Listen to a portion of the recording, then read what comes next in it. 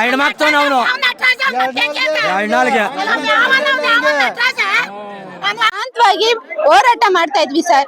ಇವರೆಲ್ಲ ರೈತರನ್ನೆಲ್ಲ ಮೋಸ ಮಾಡಿ ಈ ತರ ಎಲ್ಲ ರೊಚ್ಚಿಗೆ ಎಬ್ರಿಸಿ ಪೊಲೀಸ್ನವರು ರೈತರಿಗೆಲ್ಲ ತಳ್ಳಿ ನೂಕಿ ಹೊಡೆದು ರೈತರು ಅಸ್ವಸ್ಥ ಆಗಿ ಆಸ್ಪತ್ರೆಯಲ್ಲಿ ಅಡ್ಮಿಟ್ ಮಾಡಿದ್ದಾರೆ ಸರ್. ಈಗ ಪೊಲೀಸ್ನವ್ರಿಗೆಲ್ಲ ದುಡ್ಡು ಕೊಟ್ಟು ಅವ್ರನ್ನೆಲ್ಲ ದರೋಡೆನೆ ಸರ್ JMC ಮಾಡ್ತಾರೆ ಅಂತ ಗೊತ್ತಾಯ್ತು ನಮ್ಗೆ. ನಾವ್ ಬಂದು ಇಲ್ಲಿ ಪೊಲೀಸ್ನವರೆಲ್ಲ ನಮ್ಮನ್ನ ತಡ ಹಾಕಿರು. ಆಮೇಲೆ ಲೇಡೀಸ್ ರಿಸರ್ವ್ ಪೊಲೀಸ್ ಬಂತು, ಅದು ನೋಡ್ಕೊಂಡೇ ಬಂದು ನಾವು ಕನ್ಫರ್ಮ್ ಆಯ್ತು ಬರ್ತಾರೆ ಅನ್ನೋದು. ಇಲ್ಲಿ ಬಂದ್ಮೇಲೆ ಪೊಲೀಸ್ನವ್ರಿಗೂ ನಮಗೂ ಸ್ವಲ್ಪ ಮಾತುಕತೆ ಆಯ್ತು ಸರ್. ಇಲ್ಲ ಸುಮ್ನಿರಿ, ನಾನು ಆಯ್ತು ಅವ್ರ ಇವ್ರ ಸರ್ವೆ ಕಮಿಷನರ್ ಕರ್ಸ್ಬಿಟ್ಟು ನಾನ್ ಮಾತಾಡ್ತೀನಿ ಅಂತಂದ್ರು. ಏನ್ ಮಾತಾಡಿರು ಸರ್, ಹೇಳ್ಬಿಟ್ಟು ನಮ್ಮನ್ನ ಇರಿ ಮೇಡಮ್ ಒಂದ್ ಅರ್ಧ ಗಂಟೆ ಮಾತಾಡ್ತೀವಿ ನಿಮ್ ಜೊತೆ ಎಲ್ಲಾರು ಅಂದ್ಬಿಟ್ಟು ರೈತರನ್ನೆಲ್ಲ ಇಲ್ಲಿ ಕೂರ್ಸಿರು ಸರ್. ಕೂರ್ಸ್ಬಿಟ್ಟು ಹೋಗಿ ಆ ಕಡೆ ಬಂದ್ಬಿಟ್ಟು JMC ಮಾಡಿಸ್ತಾ ಇದಾರೆ ಸರ್. ಪೊಲೀಸ್ನವ್ರಿಗೆ ಒಂದ್ ಮಾನವೀಯತೆ ಬೇಡವಾ ಸರ್? ರೈತರಿಗೆ ಅಂತ ಒಂದ್ ಮಾತು ಇಲ್ಲಿ ಕೊಟ್ಟೋಗಿದೀವಿ ಅಂದ್ಮೇಲೆ ಅವ್ರಿಗೇನ್ ನಾಲ್ಗೆ ಮೇಲೆ ನಿಗನೇ ಇಲ್ವಾ ಸರ್? ಅವ್ರಿಗೆ ಅಲ್ಲಿ ಕರ್ಸ್ಬಿಟ್ಟು JMC ಮಾಡಿಸ್ಬಿಟ್ಟು ನೋಡಿ ನಮ್ ರೈತರ ಮಧ್ಯೆನೆ ಗಲಾಟೆ ತಂಡಿಕೆ ಪರ್ಕೆ ಸೇವೆ ಮಾಡಿ ಕಳ್ಸಿದೀವಿ.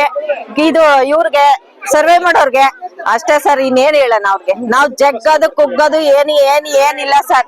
ಎಲ್ಲ ಬಿಟ್ಟು ನಿಂತ್ಬಿಟ್ಟಿದೀವಿ 1.5 ವರ್ಷದಿಂದನು. ನಮ್ಗೂ ಸಾಕಾಗದೆ ಸರ್, ಕುಗ್ಗಿ ಮಹಿಳೆಯರಿಗೆ ಯಾವುದೇ ಒಂದು ಫೆಸಿಲಿಟೀಸ್ ಕೊಡ್ತಾ ಇಲ್ಲ ಸರ್. ನಮ್ಗೆ ಸರ್ಕಾರ ಯಾವ್ದು ಕೊಡ್ತಾ ಇದೆ ಸರ್? ಮಹಿಳೆ ಹಕ್ಕು ಆಯೋಗ ಏನ್ ಸರ್ ಮಾಡ್ತಾ ಇದೆ? ಏನ್ ಕೆಲಸ ಮಾಡ್ತಾ ಇದೆ ಸರ್ಕಾರ ಸರ್? ನಮ್ಗೆ ಯಾವ ರೀತಿ ಆದ್ರೂ ನಮ್ಗೆ ಪ್ರೊಟೆಕ್ಷನ್ ಕೊಡ್ತಾ ಇಲ್ಲ ಸರ್. ನಮ್ಗೆ ಸರ್ JMC ಮಾಡ್ತಾರೆ ಅಂತ ಗೊತ್ತಾಯ್ತು ನಮ್ಗೆ. ನಾವ್ ಬಂದು ಇಲ್ಲಿ ಪೊಲೀಸ್ನವರೆಲ್ಲ ನಮ್ಮನ್ನ ತಡ ಹಾಕಿರು. ಆಮೇಲೆ ಲೇಡೀಸ್ ರಿಸರ್ವ್ ಪೊಲೀಸ್ ಬಂತು, ಅದು ನೋಡ್ಕೊಂಡೇ ಬಂದು ನಾವು ಕನ್ಫರ್ಮ್ ಆಯ್ತು ಬರ್ತಾರೆ ಅನ್ನೋದು. ಇಲ್ಲಿ ಬಂದ್ಮೇಲೆ ಪೊಲೀಸ್ನವ್ರಿಗೂ ನಮಗೂ ಸ್ವಲ್ಪ ಮಾತುಕತೆ ಆಯ್ತು ಸರ್. ಇಲ್ಲ ಸುಮ್ನಿರಿ, ನಾನು ಆಯ್ತು ಅವ್ರ ಇವ್ರ ಸರ್ವೆ ಕಮಿಷನರ್ ಕರ್ಸ್ಬಿಟ್ಟು ನಾನ್ ಮಾತಾಡ್ತೀನಿ ಅಂತಂದ್ರು. ಏನ್ ಮಾತಾಡಿರು ಸರ್, ಹೇಳ್ಬಿಟ್ಟು ನಮ್ಮನ್ನ ಇರಿ ಮೇಡಮ್ ಒಂದ್ ಅರ್ಧ ಗಂಟೆ ಮಾತಾಡ್ತೀವಿ ನಿಮ್ ಜೊತೆ ಎಲ್ಲಾರು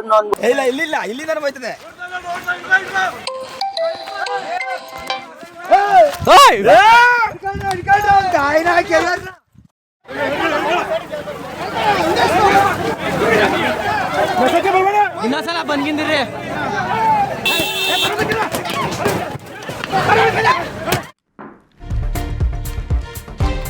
ರೈತರ ಮನವೊಲಿಸ್ತಾ ಇದ್ದಾರೆ ಪೊಲೀಸ್ ವರಿಷ್ಠಾಧಿಕಾರಿ ಶ್ರೀನಿವಾಸ್ ಗೌಡ. ಅಧಿಕಾರಿಗಳ ಕರ್ತವ್ಯಕ್ಕೆ ಅಡ್ಡಿಪಡಿಸಬೇಡಿ ಅಂತ ಅಲ್ಲಿನ SP ರಾಮನಗರದ SP ಮನವಿ ಮಾಡ್ತಾ ಇದ್ದಾರೆ. ಯೋಜನೆಯನ್ನೇ ಕೈ ಬಿಡಬೇಕು ಅಂತ SPಗೆ ರೈತರು ಮನವಿ ಮಾಡ್ತಾ ಇದ್ದಾರೆ. ಅಡ್ಡಿಪಡಿಸಬೇಡಿ ಅವರ ಕರ್ತವ್ಯಕ್ಕೆ ಅಂತ ಇವರು SPಯನ್ನೇ ತರಾಟೆಗೆ ತೆಗೆದುಕೊಂಡಿದ್ದಾರೆ ರೈತಾಪಿ ವರ್ಗ. MLAನೇ ಲೆಕ್ಕ ಆಗ್ತಿಲ್ಲ, ಇನ್ನು ಬೇರೆಯವರಿಗೆಲ್ಲ ಲೆಕ್ಕ ಆಗ್ತಾರೆ. ಅವರು ರೈತರ ಮನವೊಲಿಸ್ತಾ ಇದ್ದಾರೆ ಪೊಲೀಸ್ ವರಿಷ್ಠಾಧಿಕಾರಿ. ಅಲ್ಲಿನ SP ಕೂಡ ಆಫೀಸರ್ಸ್ಗಳು ಅವರ ಕರ್ತವ್ಯವನ್ನ ಮಾಡಕ್ ಬಂದಿದ್ದಾರೆ, ಅದಕ್ಕೆ ಅಡ್ಡಿಪಡಿಸಬೇಡಿ ಅಂತ. ಅವ್ರ ಕರ್ತವ್ಯ ಮಾಡಕ್ ಬಂದಿರೋದು ಹೌದು. ಅಂಡ್ ಇವರು ಲೀಗಲ್ ಆಗಿ ಏನ್ ಮಾತಾಡ್ತಾ ಇದ್ದಾರೆ ಅದು ಕೂಡ ಸರಿ. ಬಟ್ ನನ್ನ ಮನೆ ಜಾಗ ನಾನು ರೆಡಿ ಇಲ್ಲ ಮಾರಕ್ಕೆ ಅಂತದನ್ನ ಎಕರೆಗಟ್ಲೆ ಕೊಟ್ಬಿಡಿ, ಮಾರ್ಬಿಡಿ ನೀವು ಅಂದ್ರೆ ಯಾರು ಒಪ್ಕೋತಾರೆ? ಇದ್ರ ಬಗ್ಗೆ ಮಾತನಾಡ್ಲಿಕ್ಕೆ ನಮ್ ಜೊತೆಗೆ ಬಿಡದಿ ಭಾಗದ ರೈತ ಮಹಿಳೆ ಶ್ವೇತಾ ಜಾಯಿನ್ ಆಗಿದ್ದಾರೆ. ಲೈವ್ ಮಾತಾಡ್ಸೋಣ. ಶ್ವೇತಾ ಅವರೇ ನಮಸ್ಕಾರ. ನನ್ನ ಧ್ವನಿ ನಿಮ್ಗೆ ಕೇಳಿಸ್ತದೆ ಅನ್ಕೊಳ್ತೀನಿ. ನನಗೆ ಈ ಚಿತ್ರಣ ಇವತ್ತೇನೇನಾಯ್ತು ಅದು ನೋಡ್ ಅನ್ಸಿದ್ದು, ದೇಶಕ್ಕೆ ಅನ್ನ ಹಾಕ್ತಾ ಇದ್ದಿದ್ದ ಕೈ ಇವತ್ತು ಪೊರ್ಕೆ ಇಟ್ಕೊಳ್ಳುತ್ತೆ, ಕಲ್ಲು ಇಟ್ಕೊಳ್ಳುತ್ತೆ ಅನ್ನೋ ಹಂತಕ್ಕೆ ಹೋಗಿದೆ ಅಂದ್ರೆ ಎಷ್ಟರ ಮಟ್ಟಿಗೆ ರೋಸ್ ಹೋಗಿರ್ಬೋದು ಬಿಡದಿ ಭಾಗದ ಹೆಣ್ಮಕ್ಳಾಗಿರ್ಬೋದು ಅಥವಾ ಇಡೀ ರೈತಾಪಿ ವರ್ಗ ಅಂತ ಅನ್ಸಿದ್ ನನ್ಗೆ.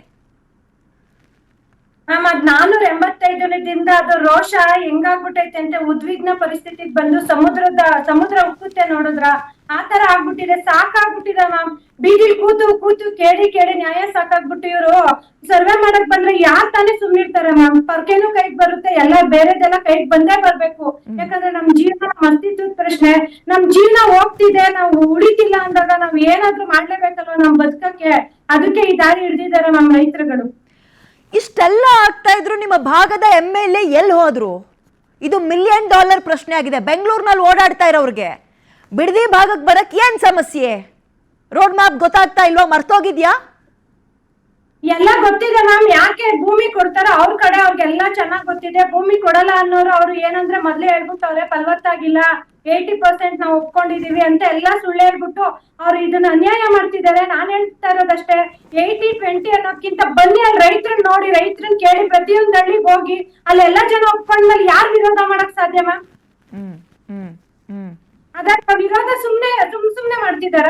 ಹೆಣ್ಮಕ್ಳು ಪೊರ್ಕೆ ತಗೊಂಡ್ ರೋಡ್ ಬಂದಿದ್ದಾರೆ ಅಂದ್ರೆ ಅವ್ರ ಸ್ಥಿತಿ ಏನಾಗಿರ್ಬಾರ್ದು ಅರ್ಥ ಮಾಡ್ಕೋಬೇಕಲ್ವಾ? ಕಾನೂನು ಯಾಕೆ ಕೈಗೆತ್ಕೋತಿದ್ದಾರೆ? ಅವ್ರಿಗೆ ಆಗ್ತಿರೋ ಅನ್ಯಾಯ ಏನು? ಅವ್ರ ಜೀವನ ಹಾಳಾಗ್ತಿರುವಾಗ ಅವ್ರು ಏನ್ ಮಾಡ್ಬೇಕು? ಬೇರೆ ದಾರಿ ದಾರಿ ಇಲ್ಲ. ಸರ್ಕಾರ ಇದಕ್ಕೆ ಗಮನನೇ ವಹಿಸ್ತಿದ್ದಾಗ ನಾವೇನಾದ್ರೂ ಒಂದ್ ದಾರಿ ಹಿಡ್ಕೊಳ್ಳೇಬೇಕು. ಅದಕ್ಕೆ ಈ ದಾರಿ ನಡೆದಿದ್ದೀವಿ ಮ್ಯಾಮ್. ಮುಂದಕ್ಕೆ ಹೇಗೆ? ಇವತ್ತು ಎಷ್ಟು ಹಳ್ಳಿಗಳಿಗೆ ಬಂದಿದ್ರು ಸರ್ವೆಗೆ ಅಂತ? ಇವತ್ತು ಮಂಡ್ಲಹಳ್ಳಿ ಅಂತ ಒಂದ್ ಹಳ್ಳಿಗ್ ಬಂದಿದ್ರು, ಅದಕ್ ನಾವು ಅವಕಾಶ ಮಾಡ್ಕೊಡ್ಲಿಲ್ಲ ಮ್ಯಾಮ್. ಮುಂದಕ್ಕೆ ಈಗ ಬಂದ್ರೆ ಇದೇ ಪರಿಸ್ಥಿತಿ ಮುಂದೇನ ಇನ್ನ ತೀವ್ರ ಆಗುತ್ತೆ. ಇದಕ್ ದಯವಿಟ್ಟು ರಾಜ್ಯ ಸರ್ಕಾರ ಅವಕಾಶ ಮಾಡ್ಕೊಡ್ಬಾರ್ದು.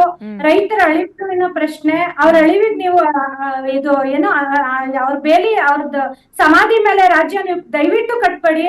ರೈತರನ್ನ ಬದುಕಕ್ ಬಿಡಿ. ಯಾಕೆ ಅವ್ರನ್ನ ಹಿಂಗ್ ಸಾಯಿಸಿ ಹಿಂಸೆ ಕೊಟ್ಟಿ ಸಾಯಿಸ್ತಿದ್ದೀರಾ? ಅವ್ರು ಹೇಳೋದು ಯಾರ್ ಪರ ಇದ್ದಾರೋ ಅವ್ರ ಭೂಮಿ ತಗೋತೀವಿ ಅಂತ. ಮ್ಯಾಮ್ ಒಂದ್ ಮನೆ ಅಂತ ಬಂದ್ಮೇಲೆ ಒಂದೇ ಒಂದ್ ರೂಮ್ ಮಾಡ್ಕೋತೀವಿ, ಅಡ್ಗೆ ಮನೆ ಮಾಡ್ಕೊಳಲ್ಲ, ಹಾಲ್ ಬಿಟ್ಬಿಡ್ತೀವಿ, ಆ ತರ ಆಗುತ್ತಾ? ಮನೆ ಅಂದ್ರೆ ಇಡೀ ಮನೆನೇ ಡೆಮಾಲಿಶ್ ಮಾಡ್ಬೇಕಲ್ವಾ? ಇವ್ರು ಮಾಡ್ತಿರೋದು ಒಂದೇ ಒಂದು ಒಬ್ರದ್ ಕೊಡೋದಷ್ಟೇ ಮಾಡ್ಕೋತೀವಿ. ಈಗ ಯಾವ್ ನ್ಯಾಯ ಮ್ಯಾಮ್? ಅವ್ರು ಹೇಳ್ದಂಗೆಲ್ಲ ಕೇಳ್ಬೇಕಾ ನಾವು? ಶ್ವೇತಾ ಅವ್ರೆ, ಇದು ಸಿಂಪಲ್ ವಿಚಾರ. ನೀವು ಭೂಮಿಯನ್ನ ಕೊಡ್ತಿರೋ ಬಿಡ್ತಿರೋ, ಸರಿನಾ ತಪ್ಪಾ, ಬಿಡದಿ ಟೌನ್ಶಿಪ್ ಮಾಡ್ಬೇಕಾ ಬೇಡವಾ, ಇದೆಲ್ಲವೂ ಆಮೇಲೆ ಬರೋ ಪ್ರಶ್ನೆ. ರೈತರು ಒಪ್ತಾ ಇಲ್ಲ ಅಂದ್ರೆ ಅಲ್ಲಿಗೆ ಹೋಗ್ಬೇಕು, ಅಟ್ಲೀಸ್ಟ್ ಕನ್ವಿನ್ಸ್ ಮಾಡೋ ಪ್ರಯತ್ನವನ್ನಾದ್ರೂ ಮಾಡ್ಬೇಕು. ಇದು ಕೂಡ ಯಾಕೆ ಆಗ್ತಾ ಇಲ್ಲ? ಮಾಡೇ ತೀರ್ತೀವಿ ಅನ್ನೋ ದಾಷ್ಟತನ ಯಾಕೆ ಬಂದಿದೆ? ಅದು ನಿಮ್ ಕಡೆ ಅವ್ರಿಗೆ, ಏನು ಮ್ಯಾಮ್ ಕೇಳಿಸಿಲ್ಲ. ಅದು ನಿಮ್ ಕಡೆ ರಾಜಕಾರಣಿಗಳಿಗೇನೆ. ನಮ್ ಕಡೆ ರಾಜಕಾರಣಿಗಳಿಗೆ ಏನಂದ್ರೆ ಅದೊಂದು ಹಟ್ಟಕ್ ಬಿದ್ಬಿಟ್ಟವ್ರೆ. ಜಿದ್ದಾಜಿದ್ದಿ ಈ ಟೌನ್ಶಿಪ್ ಇದೇ ಜಾಗದಲ್ಲಿ ಮಾಡ್ಬೇಕು ಅಂತ ಅವ್ರು ನಿರ್ಣಯ ಮಾಡ್ಬಿಟ್ಟಿದ್ದಾರೆ. ಅದು ರೈತರು ಒಪ್ಲಿ ಬಿಡ್ಲಿ ಏನಾದ್ರೂ ಆಗ್ಲಿ, ಅವ್ರು ಹಾಳಾಗೋದ್ರು ಸರಿನೇ, ಇವ್ರು ಪ್ರಾಜೆಕ್ಟ್ ಮಾಡ್ಬೇಕು, ಟೌನ್ಶಿಪ್ ನಿರ್ಮಾಣ ಮಾಡ್ಬೇಕು ಅಷ್ಟೇ ಮ್ಯಾಮ್. ಅವ್ರ ಅಜೆಂಡಾ ಇರೋದಷ್ಟೇ. ಇದನ್ ಬಿಟ್ಟು ಅವ್ರಿಗೆ ಇನ್ನೇನು ಬೇರೆ ದಾರಿ ಇಲ್ಲ. ಇದೊಂದ್ ಮಾಡ್ಬೇಕು, ರೈತರೇನಾದ್ರೂ ಮಾಡ್ಕೊಳ್ಳಿ, ಇವ್ರಿಗೇನಾಗ್ಬೇಕು? ಅವ್ರೆಲ್ಲಾದ್ರೂ ಹಾಳಾಗ್ ಹೋಗ್ಬಿಡ್ಲಿ ಕೊಟ್ಬಿಟ್ಟು ಅಷ್ಟೇ. ಅವ್ರಿಗೊಂದ್ 2 ಕೋಟಿ ಕೈ ಕೊಡ್ತೀವಿ. ನಾವು ನೋಡ್ತಾ ಇದ್ವಿ, ಕೈಯಲ್ಲಿ ಪೊರ್ಕೆ ಹಿಡ್ಕೊಂಡಿದ್ದೀರಿ, ಕಾರ್ಗಳಿಗೆ ಕಲ್ಲಲ್ಲಿ ಹೊಡೆದಿದ್ದೀರಿ. ಮುಂದುವರೆದು ಏನಾದ್ರೂ ಕೇಸ್ ಗೀಸ್ ಆಯ್ತಾ ಯಾರ್ದಾದ್ರ ಮೇಲೆ? ಆಗಿರುತ್ತೆ ಮ್ಯಾಮ್. ಯಾಕಂದ್ರೆ ಅವ್ರು ಕಾಯ್ತಾ ಇರ್ತಾರೆ ಕೇಸ್ ಹಾಕಕ್ಕೆ. ಹಾಕ್ಲಿ ಮ್ಯಾಮ್, ಪರವಾಗಿಲ್ಲ. ಯಾಕಂದ್ರೆ ಭೂಮಿ ಹೋದ್ಮೇಲೆ ನಾವ್ ಇದ್ದು ಏನ್ ಪ್ರಯೋಜನ ಇಲ್ಲ. ಕೇಸ್ ಹಾಕ್ಬಿಟ್ಟು ಜೈಲ್ಗಾದ್ರೂ ಹಾಕೊಳ್ಳಿ, ಗಲ್ಲು ಶಿಕ್ಷೆ ಆದ್ರೂ ಕೊಡ್ಲಿ, ಏನಾದ್ರೂ ಮಾಡ್ಕೊಳ್ಳಿ, ಪರವಾಗಿಲ್ಲ. ಯಾಕಂದ್ರೆ ನಾವು ಜೀವನಾನೇ ಕಳ್ಕೊತಿದೀವಿ ಅಂದ್ಮೇಲೆ ಈ ಜೀವ ಇಟ್ಕೊಂಡು ಏನ್ ಮಾಡ್ಬೇಕು? ಮಾಡ್ಕೊಳ್ಳಿ, ಯಾವ್ದಾದ್ರು ಕ್ರಮ ತಗೊಳ್ಳಿ. ಅದಕ್ಕೇನ್ ನಮ್ಗೇನ್ ಭಯ ಇಲ್ಲ. ಯಾಕಂದ್ರೆ ಭಯ ಬಿಟ್ಟು ಎಲ್ಲ ಬೀದಿಗೆ ಬಂದು ಈ ರೀತಿ ಆಕ್ರೋಶ ತೋರಿಸ್ತಾ ಇರೋರ್ಗೆ ಭಯ ಪಟ್ಕೊಂಡು ನಾವ್ ಮನೇಲಿ ಕುತ್ಕೊಳಕ್ ಆಗಲ್ಲ ಮ್ಯಾಮ್, ಸಾಧ್ಯನೇ ಇಲ್ಲ. ಪರಿಹಾರ ಏನು? ನೀವು ಕೊಡಕ್ ಒಪ್ಕತಾ ಇಲ್ಲ, ಅವ್ರು ಬಿಡಲ್ಲ ಅಂತ ಇದಾರೆ. ಎಲ್ಲಿ ತನಕ ಈ ಹೋರಾಟ? ಒಂದು ಯಾವ ಮದ್ವೆಗಿದ್ವೆಗೂ ಹೋಗಂಗಿಲ್ಲ, ಸಮಾರಂಭ ಅನ್ನೋದನ್ನೇ ಮರ್ತು ಬಿಟ್ಟಿದ್ದೀರಿ ಬಿಡದಿ ಭಾಗದ ರೈತರು. ನಾವು ಮೊನ್ನೆ ಎಲ್ಲ ಅಬ್ಸರ್ವ್ ಮಾಡ್ದಂಗೆ ರಾತ್ರಿ ನಿದ್ರೆ ಬರಲ್ಲ, ಬೆಳಗ್ಗೆ ಆದ್ರೆ ಹೆಂಗಪ್ಪ ಹಿಂಗ್ ಸರ್ವೆಗಿರ್ಬೇಕು ಬಂದ್ಬಿಟ್ರೆ ನನ್ ಮನೆ ಜಾಗಕ್ಕೇನೋ ಆತಂಕ. ಪರಿಹಾರ ಏನು? What next? ಹಂಗಾದ್ರೆ ಇದಕ್ಕೊಂದು ಲಾಜಿಕಲ್ ಎಂಡ್ ಇಲ್ವಾ? ಹಿಂಗೆ ಮುಂದುವರ್ಕೊಂಡು ಹೋಗದ ಸಂಘರ್ಷ ರಾಜಕಾರಣಿಗಳು ಮತ್ತು ರೈತರ ನಡುವೆ? ಇದಕ್ ಲಾಜಿಕಲ್ ಎಂಡ್ ಕೊಡ್ಬೇಕಾಗಿರೋದು ಯಾರು? ಅವರು ಸುಮ್ನೆ ಕುತ್ಕೊಂಡಿದ್ರೆ ರೈತರು ಏನ್ ಎಂಡ್ ಮಾಡಕ್ಕಾಗತ್ತೆ? ಅವ್ರ ಜೀವನ ಎಂಡ್ ಮಾಡ್ಕೋಬೇಕಷ್ಟೇ. ನಾವೇನು ಮಾಡಕ್ಕಾಗಲ್ಲ. ನಾವು ಅದೇ ಈ ರೀತಿ ಆಕ್ರೋಶ ಹೊರಗಾಗ್ತಿವಿ, ಅವಾಗ ಅದು ರೈತರು ಮಾಡಿದ್ದು ಕಾನೂನು ವಿರೋಧ, ಸಂವಿಧಾನಕ್ ವಿರೋಧ, ಕಾನೂನು ಉಲ್ಲಂಘನೆ ಅಂತ ಹೇಳ್ತಾರೆ. ಇದೆಲ್ಲ ಮಾಡ್ಬೇಕು ಅಂದ್ರೆ ರೈತರು ಎಂಡ್ ಆಗ್ಬಿಡ್ಬೇಕು ಅಷ್ಟೇ, ಇನ್ನೇನು ಇಲ್ಲ. ಸರ್ಕಾರ ಬೇಗ ಕ್ರಮ ತಗೊಳ್ಳಿಲ್ಲ ಅಂದ್ರೆ ರೈತರನ್ನ ಎಂಡ್ ಮಾಡ್ಬಿಟ್ಟು ಅವರು AI ಪ್ರಾಜೆಕ್ಟ್ ಸ್ಟಾರ್ಟ್ ಮಾಡ್ಲಿ ಮ್ಯಾಮ್. ನಿಜವಾಗಿಯೂ ನಿಮ್ ಭಾಗದ MLAಗೆ ಏನ್ ಕೇಳ್ಬೇಕು, ಯಾವ ಭಾಷೆಯಲ್ಲಿ ಹೇಳ್ಬೇಕು ಅರ್ಥ ಆಗ್ತಿಲ್ಲ. ಇಷ್ಟೆಲ್ಲ ಆಗ್ತದೆ, ಆ ಭಾಗಕ್ಕೆ ಹೋಗಿ ಮುಖ ತೋರಿಸ್ಬೇಕು. ವೋಟ್ ಹಾಕಿರೋರ್ಗೆ ಮುಖ ತೋರಿಸ್ಬೇಕು ಅನ್ನೋದಿಲ್ವಲ್ರಿ ನಿಮ್ ಭಾಗದ MLAಗೆ? ಬರೀ ಮಿನಿಸ್ಟರ್ ಆಗ್ಬೇಕು ಅಂತ ಓಡಾಡ್ಬಿಟ್ರೆ ಆಗುತ್ತೇನ್ರಿ? ಯಾವ ಪುರುಷಾರ್ಥಕ್ಕೆ ಮಿನಿಸ್ಟರ್ ಆಗ್ಬೇಕು? ನಿಮ್ಮೂರಿಗೆ ನ್ಯಾಯ ಕೊಡಕ್ ಆಗ್ತಿಲ್ಲ, ವೋಟ್ ಹಾಕ್ದವ್ರಿಗೆ ನ್ಯಾಯ ಕೊಡಕ್ ಆಗ್ತಾ ಇಲ್ಲ. ಮಾಗಡಿ MLA ಅಂದ್ರೆ ಯಾವ ಪುರುಷಾರ್ಥಕ್ಕೆ ಮಿನಿಸ್ಟರ್ ಆಗ್ಬೇಕು ಅಂತ ಓಡಾಡ್ಬೇಕು? ಹಂಗಾದ್ರೆ ತಪ್ಪಾಡಿದಿರ ನೀವುಗಳು. ಹಾಗಾದ್ರೆ ಇಂಥ MLA ನಾವು ಕಳ್ಸಿದೀವಲ್ಲ, ನಮ್ಮಂತ ಮೂರ್ಖರು ಮತ್ತೆ ಇಲ್ಲ. ಇಂಥ ಅನ್ಯಾಯ ನಾವು ಮಾಡ್ಕೊಂಡು ನಮ್ ಜೀವನ ಹಿಂಗ್ ಬೀದಿಲಿ ಹಾಳು ಮಾಡ್ಕೋತೀವಿ ಅಂತ ಯಾರು ಕನ್ಸ್ಕೊಂಡಿರ್ಲಿಲ್ಲ. ಅದನ್ನ ಇವಾಗ ನಮ್ ಜೀವನ ಹಾಳು ಮಾಡ್ತಾ ಇದ್ದಾರೆ. ಸರ್ಕಾರಕ್ಕೆ ನಾನು ಕೇಳ್ತಿರೋದೊಂದೇ, ವಿಧಾನಸೌಧದ ಮುಂದೆ ಎಲ್ಲಾ ರೈತರನ್ನ ಕರೆಸ್ಬಿಟ್ಟು ಯಾರ್ಯಾರು ಭೂ ಸ್ವಾಧೀನಕ್ಕೆ ವಿರೋಧ ಇದ್ದಾರೆ ಅವ್ರಿಗೆಲ್ಲ ವಿಷ ಕೊಟ್ಬಿಟ್ಟು ನೀವು ಏನಾದ್ರೂ ಮಾಡ್ಕೊಳ್ಳಿ, ಇನ್ನೇನ್ ಮಾಡಕ್ ಆಗಲ್ಲ. ಯಾಕಂದ್ರೆ ನಾವು ಅಸಹಾಯಕ ಸ್ಥಿತಿಗೆ ಬಂದ್ಬಿಟ್ಟಿದೀವಿ. ಹೋರಾಟ ಮಾಡಿದ್ರೆ ಈ ರೀತಿ ಹಿಂಸೆ ಕೊಡ್ತೀರಾ, ಸುಮ್ನೆ ಇದ್ರೆ ಭೂಮಿ ತಗೋತೀರಾ, ಏನ್ ಮಾಡ್ಬೇಕು ನಾವು? ಈಗ ವಿಧಾನಸೌಧದ ಮುಂದೆ ಎಲ್ಲಾ ರೈತರು ಬರ್ತೀವಿ, ಅದೇನ್ ಮಾಡ್ತೀರಾ ಮಾಡ್ಬಿಟ್ಟಿರಿ ಅಂತಾನೆ ಕೇಳ್ತಾ ಇರೋದು ನಮ್ ಸರ್ಕಾರನ. ಎನಿವೆ, ಈ ಹೋರಾಟ ಇನ್ಯಾವ ಹಂತಕ್ಕೆ ಹೋಗಿ ನಿಂತ್ಕೊಳ್ಳತ್ತೆ? ಅಟ್ಲೀಸ್ಟ್ ಇನ್ ಮುಂದಕ್ಕಾದ್ರೂ ಮುಖ್ಯಮಂತ್ರಿಗಳು, ನಿಮ್ಮೂರಿನ MLA ಅಂಡ್ ಬೆಂಗಳೂರಿನ ನಗರಾಭಿವೃದ್ಧಿ ಸಚಿವರು 3 ಜನದಲ್ಲಿ ಒಬ್ಬರಾದ್ರೂ ನಿಮಗೆ ಒಂದು ಮುಖ ಪರಿಚಯವನ್ನ ಮಾಡಿಸ್ಕೊಳ್ತಾರ ಅನ್ನೋದೇ ನಮಗೆ ಪ್ರಶ್ನೆ. ಥ್ಯಾಂಕ್ ಯು PNS ವಿಸ್ತಾರ ಜೊತೆ ಇಷ್ಟೊತ್ತು ಮಾತಾಡಿದಕ್ಕೆ. ಅದಕ್ಕೆ ನಮ್ ಶಾಸಕರು ಮತ್ತೆ ಇಡೀ ಕರ್ನಾಟಕ ಸರ್ಕಾರನೇ ಕಾರಣ ಮ್ಯಾಮ್. ನಮ್ ರೈತರಿಂದ ಏನಾದ್ರು ಆದ್ರೆ ಇನ್ನೊಂದ್ಸಲ ಹೇಳಿ ಶ್ವೇತಾ ಅವ್ರೆ. ರೈತರಿಗೆ ಏನಾದ್ರೂ ತೊಂದ್ರೆ ಆದ್ರೆ ಇಲ್ಲ ನಮ್ಗೆ ಏನಾದ್ರೂ ಅನ್ಯಾಯ ಆದ್ರೆ ಅದಕ್ಕೆ ನೇರ ಹೊಣೆ ಮಾಗಡಿ ಶಾಸಕ ಬಾಲಕೃಷ್ಣ ಮತ್ತೆ ಕರ್ನಾಟಕ ರಾಜ್ಯ ಸರ್ಕಾರ ಮ್ಯಾಮ್. ಇದನ್ ಬಿಟ್ಟು ಇನ್ಯಾರು ಇದಕ್ ಜವಾಬ್ದಾರರಲ್ಲ. ಇವ್ರಿಬ್ರಿಂದಾನೇ ನಮ್ ಜೀವನ ಹಾಳಾಗೋದು. ಮತ್ತೆ ಮುಂದೆ ಏನಾದ್ರೂ ಸಮಸ್ಯೆ ಆದ್ರೆ ರಾಜ್ಯದ 224 ಕ್ಷೇತ್ರಗಳಲ್ಲಿ ಯಾವ ಕ್ಷೇತ್ರಕ್ಕೂ ಇಂಥ MLA ಬೇಡ. ಕ್ಷೇತ್ರದ ಜನರಿಗಿಷ್ಟು ಸಮಸ್ಯೆ ಆಗ್ತಾ ಇದೆ ಅಂದ್ರೆ ಮುಖ ತೋರ್ಸಕ್ಕೆ ರೆಡಿ ಇಲ್ಲ ಅನ್ನುವಂತಹ ಶಾಸಕರು ಯಾರಿಗೂ ಬೇಡ ರೀ.